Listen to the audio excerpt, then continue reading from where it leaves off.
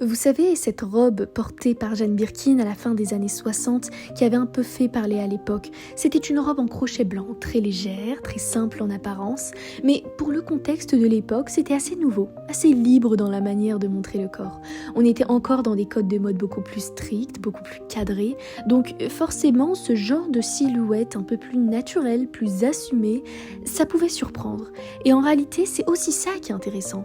Ces femmes-là ont commencé à ouvrir une autre manière de s'habiller, plus spontanée, plus libre.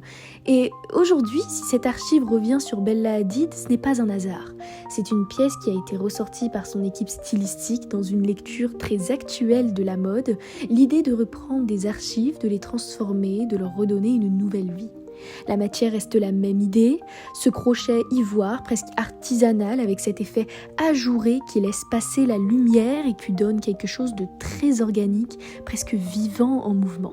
Et sur Bella, l'effet est complètement différent. À l'époque, c'était une forme de liberté spontanée, provocatrice un peu.